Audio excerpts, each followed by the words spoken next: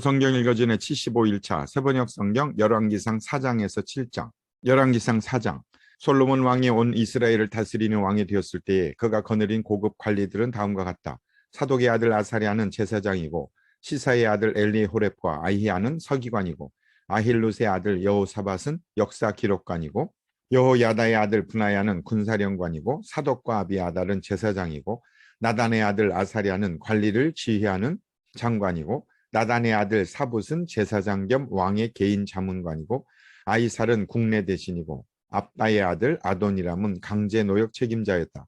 솔로몬은 온 이스라엘 지역에다가 관리를 지휘하는 장관 12를 두었는데, 그들은 각각 한 사람이 한 해에 한 달씩 왕과 왕실에서 쓸 먹거리를 대는 책임을 졌다.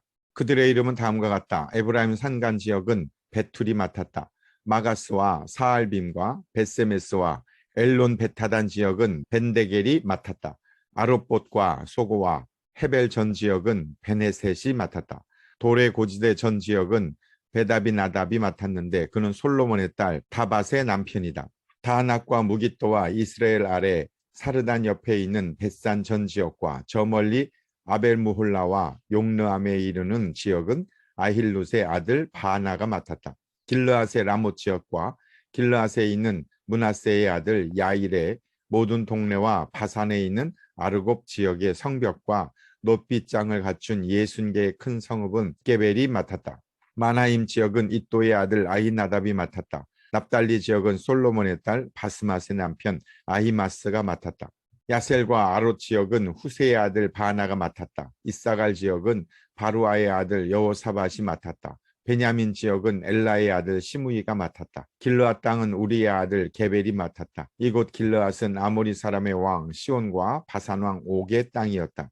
이 10불 밖에도 온 땅을 맡아서 관리하는 장관이 따로 있었다. 유다와 이스라엘에는 인구가 늘어나서 마치 바닷가의 모래알처럼 사람이 많아졌지만 먹고 마시는 것에 모자람이 없었으므로 백성들이 잘 지냈다. 솔로몬은 유프라테스 강에서부터 블레셋 영토에 이르기까지 또 이집트의 국경에 이르기까지 모든 왕국을 다스리고 그 왕국들은 솔로몬이 살아있는 동안 조공을 바치면서 솔로몬을 섬겼다. 솔로몬이 쓰는 하루 먹거리는 잘 빻은 밀가루 30섬과 거친 밀가루 60섬과 살찐 소 10마리와 목장소 20마리와 양 100마리이고 그 밖에 숫사슴과 노루와 암사슴과 살찐 새들이었다.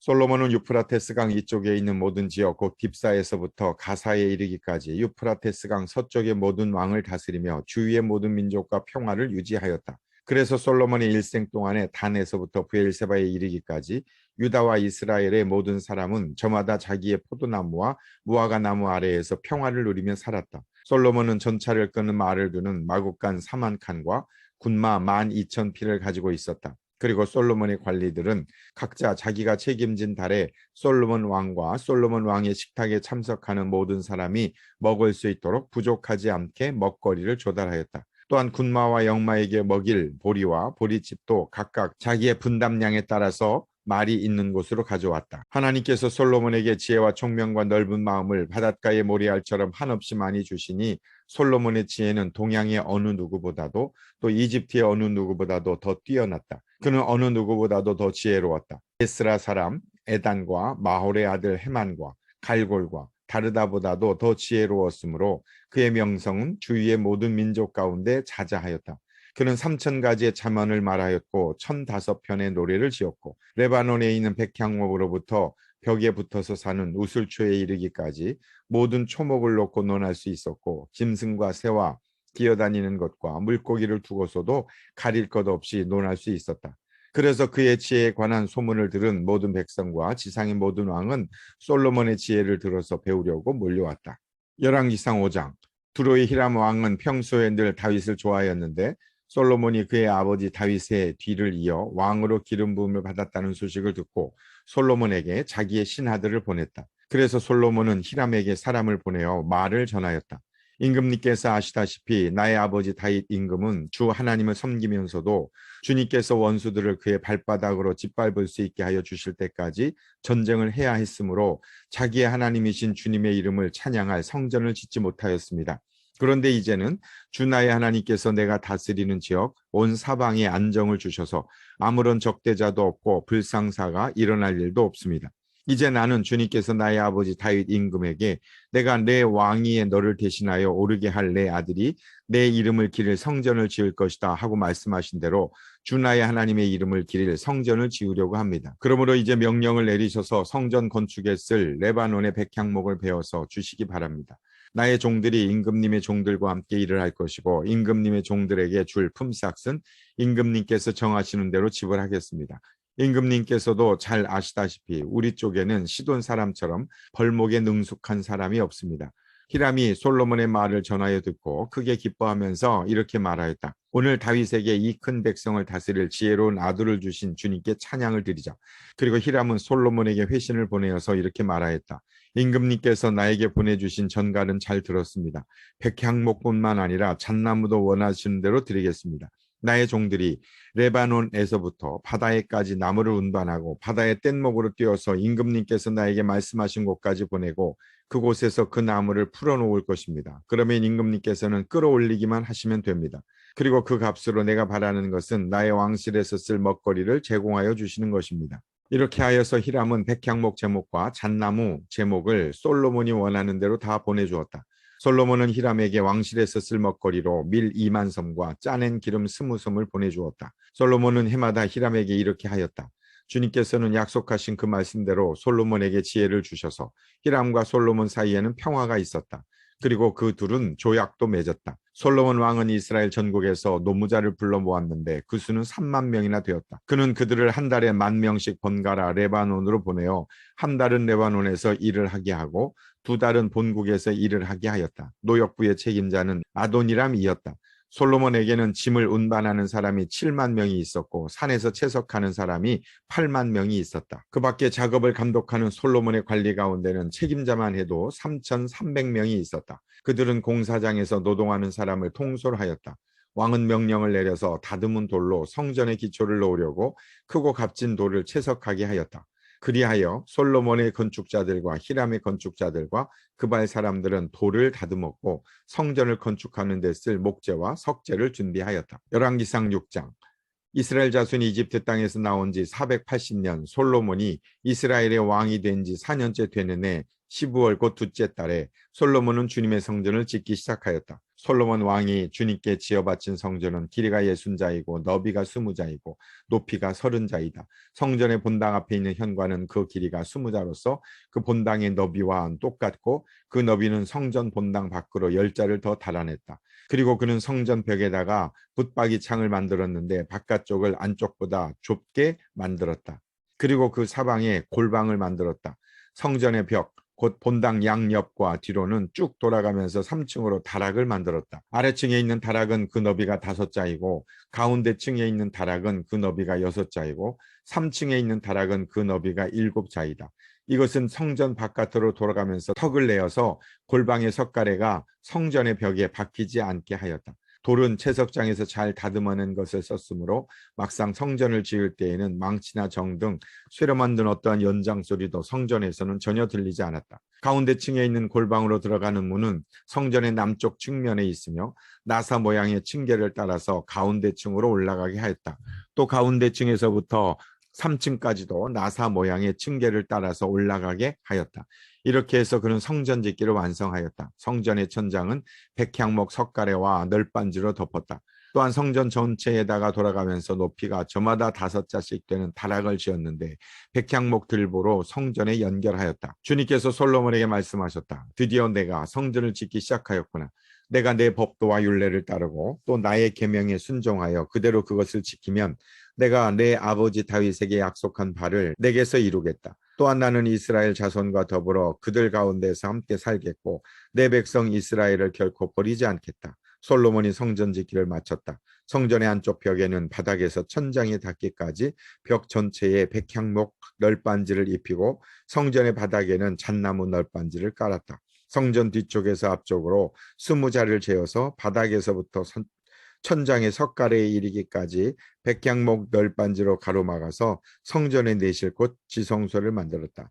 내실 앞에 있는 성전의 외실은 그 길이가 40자였다. 성전 안쪽 벽에 입힌 백향목에는 호리병 모양 박과 활짝 핀 꽃 모양으로 새겼는데 전체가 백향목이라서 석재는 하나도 보이지 않았다. 성전 안에는 주님의 언약궤를 놓아둘 내실을 마련하였다. 성전의 내실 곧 지성소는 길이가 20자, 너비가 20자, 높이가 20자이고 순금으로 입혔으며 백향목 제단에도 순금으로 입혔다. 솔로몬은 성전 내부도 순금으로 입히고 지성소 앞에는 금사슬을 들이웠으며 그 지성소를 모두 금으로 입혔다. 그래서 그는 온 성전을 빠진 곳이 전혀 없도록 금으로 입혔다. 심지어는 성소에 속하여 있는 제단들까지도 모두 금으로 입혔다. 그는 지성소 안에 올리브 나무로 2개의 그룹을 만들었는데 높이는 각각 10자이다. 그 한 그룹의 한쪽 날개는 5자, 그룹의 다른 쪽 날개 역시 5자이다. 그 날개의 한쪽 끝으로부터 다른 쪽 날개의 끝까지는 10자이다. 두 번째 그룹도 10자이며 두 그룹이 같은 치수와 같은 모양이었다. 이쪽 그룹의 높이도 10자이고 저쪽 자도 10자이다. 솔로몬은 그 그룹들을 지성소의 가장 깊숙한 곳에 놓았다. 그룹들의 날개는 펴져 있어서 이쪽 그룹의 한 날개가 저쪽 벽에 닿았고 저쪽 그룹의 한 날개는 이쪽 벽에 닿았다. 그리고 지성소의 중앙에서 그들의 다른 날개들은 서로 닿아 있었다. 그는 이 그룹에도 금으로 입혔다. 그는 성전의 지성소와 외실의 벽으로 돌아가면서 그룹의 형상과 종려나무와 활짝 핀 꽃 모양으로 새겼다. 또 그 성전의 지성소와 외실 마루에도 금으로 입혔다. 지성소 위에는 올리브 나무로 문을 2짝 만들고 그 인방과 문설주는 오각형으로 만들었다. 그리고 올리브 나무로 만든 문 2짝에는 그룹의 형상과 종려나무와 활짝 핀 꽃 모양을 새겼는데 그룹 모양과 종려나무 모양 위에도 금으로 입혔다. 또 올리브 나무로 분당의 외실어기를 만들었는데 그 문설주는 사각형으로 만들었다. 그리고 잣나무로 만든 2개의 문이 있는데 한쪽의 문도 2 부분으로 접히고 다른 문도 2 부분으로 접히게 되어 있었다. 그 위에 그룹들과 종려나무와 활짝 핀 꽃 모양을 새겼는데 그 위에 고루고루 금을 입혔다. 또 성전 앞에다가 안뜰을 만들었는데 안뜰 벽은 잘 다듬은 돌 3켜와 두꺼운 백향목 판자 1켜로 벽을 쳤다. 주님의 성전 기초를 놓은 것은 솔로몬의 통치 제4년 15월이고 성전이 그 세밀한 부분까지 설계한 대로 완공된 것은 제11년 8월 곧 8째 달이다. 솔로몬이 성전을 건축하는 데는 7해가 걸렸다. 열왕기상 7장 솔로몬은 자기의 궁을 건축하기 시작하여 그것을 완공하는데 13해가 걸렸다. 그는 레바논 숲을 궁을 지었는데 그 길이는 100자이고 그 너비는 50자이다. 그 높이는 30자이다. 백향목 기둥을 4줄로 세우고 그 기둥 위에는 백향목 석가래를 얹었다. 지붕에는 한 줄에 15개씩 모두 45개의 석가래를 대고 백향목 판자로 덮었다.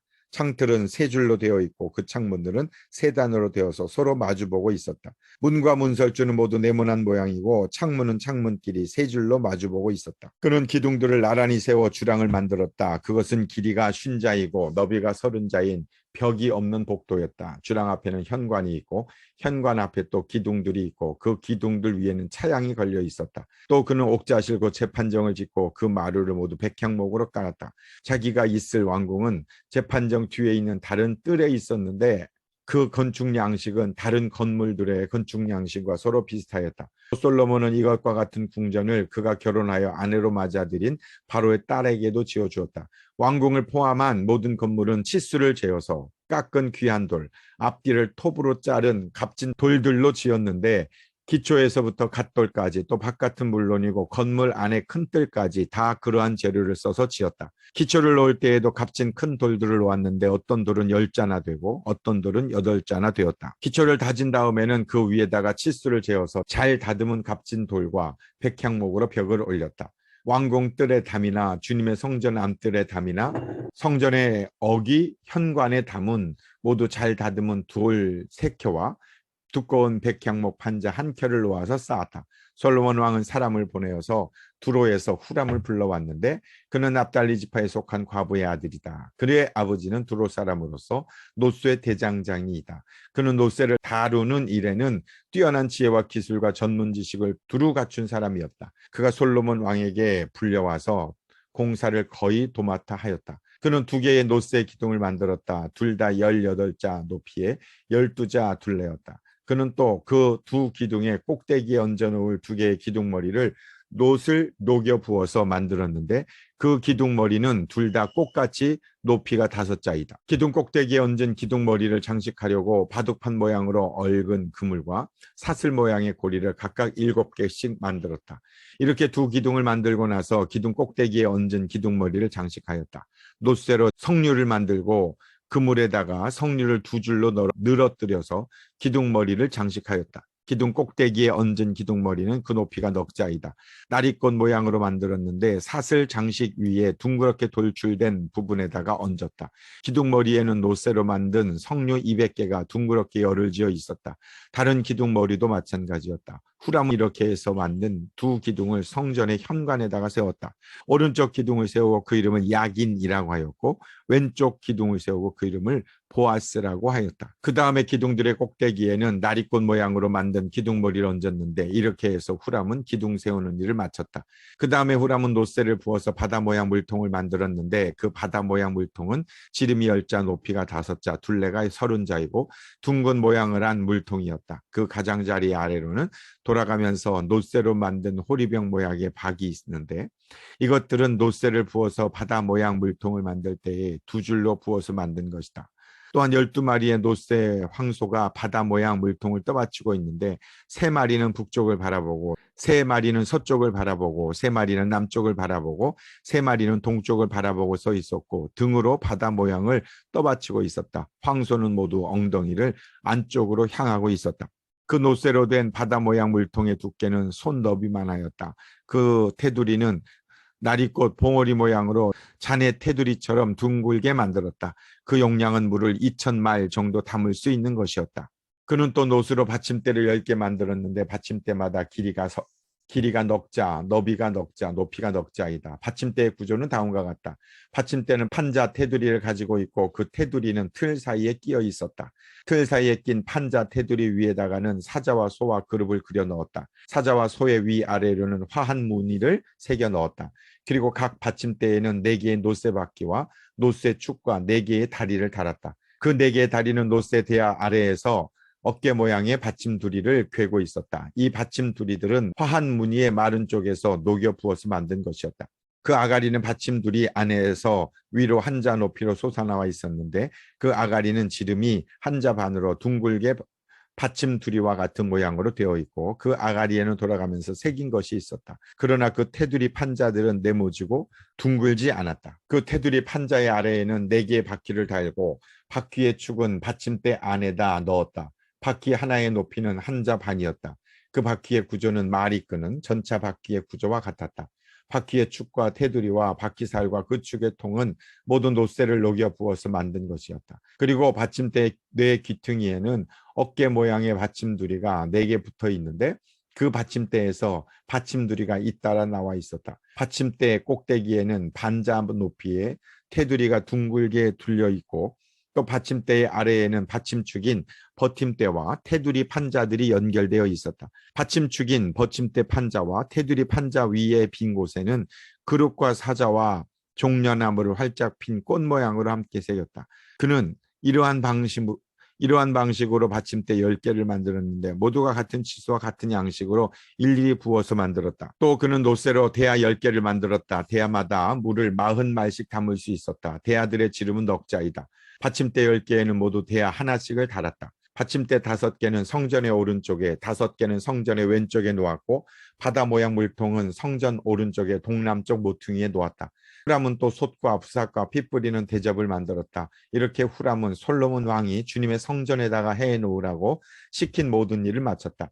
그가 만든 것들은 2기둥과 그 2기둥 꼭대기에 얹은 둥근 공 모양으로 한 기둥머리 둘과 그 2기둥 꼭대기에 있는 공 모양을 한 기둥머리에 씌운 그물 2개와 기둥 꼭대기에 있는 공 모양을 한 기둥머리에 씌운 각 그물에다가 2줄로 장식한 석류 400개와 또 받침대 10개와 받침대 위에 놓을 대야 10개와 바다 모양 물통 1개와 그 바다 모양 물통 아래에 받쳐놓은 황소 모양 12개와 솥과 부삭과 피 뿌리는 대접들이다. 후람이 솔로몬 왕을 도와서 만든 주님의 성전의 이 모든 기구는 모두 광택나는 노쇠로 만든 것이다. 왕은 이 기구들을 숲곳과 사르단 사이에 있는 요단 계곡의 진흙에 부어서 만들게 하였다. 이 기구들이 너무 많아서 솔로몬이 그 무게를 달지 못하였으므로 여기에 사용된 노쇠의 무게는 아무도 모른다. 솔로몬은 또 주님의 성전에다가 돌기구를 만들었는데 곧 금제단과 빵을 늘 차려놓는 금으로 만든 상과 또 등잔대들 곧 지성소 앞에 오른쪽에 5, 왼쪽에 5개씩 놓을 순금 등잔대들과 금으로 만든 꽃장식과 등잔과 부집개와 순금으로 된 잔과 심지 다듬는 집게와 피 뿌리는 대접과 향로와 불을 옮기는 그릇과 내실 곧 지성소 문에 다는 금 돌적이와 순금으로 된 잔과 심지 다듬는 집게와 피 뿌리는 대접과 향로와 불 옮기는 그릇과 내실 곧 지성소 문에 다는 금 돌적이와 성전의 바깥문에 다는 금 돌적이 들이다. 이렇게 해서 솔로몬 왕은 주님의 성전을 짓는 모든 일을 완성하였다. 솔로몬은 그의 아버지 다윗이 거룩하게 구별해서 바친 성물 곧 은과 금과 기구들을 가져다가 주님의 성전 창고에 넣었다. 아멘.